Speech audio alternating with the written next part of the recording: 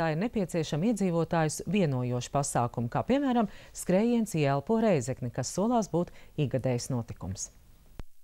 Pie pieminekļa Vienoti Latvijai Reizeknē pulcējās skrējiena dalībnieki, kuri svētku pasākumam bija gatavojušies nevien cītīgi sportojot, bet padomājot arī par savu vizuālo izskatu. Tā kā skrējiens notika par godu valsts svētkiem, patriotisks noskaņojums bija acīm redzams.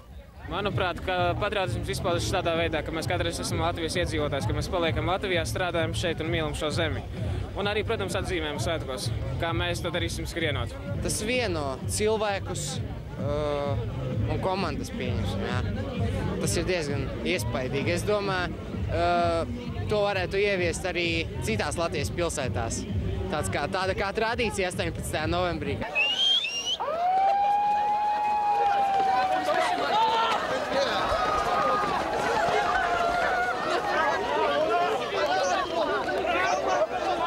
Skrējienā dažādās vecuma grupās kopumā piedalījās 250 dalībnieki, kuri nebaidījās mērot 3 km garo ceļa posmu pa pilsētas galveno ielu Atbrīvošanas aleju. Jāteic, šis skrējiens bija zīmīgs 3 iemeslu dēļ. Pirmkārt, tas pilsētā notika pirmo reizi, otrkārt par godu valsts svētkiem, un treškārt Atbrīvošanas aleja pēc rekonstrukcijas ar šo pasākumu tika atvērta satiksmes kustībai. Kā bija? Bija ļoti vienkārši, tāpēc mēs īpaši neiespringām. Baigi jau patīkami bija noskriet pilsētā 3 km, tas nenotiek bieži, vispār pirmo reizi laikam. Tāpēc bija patīkami.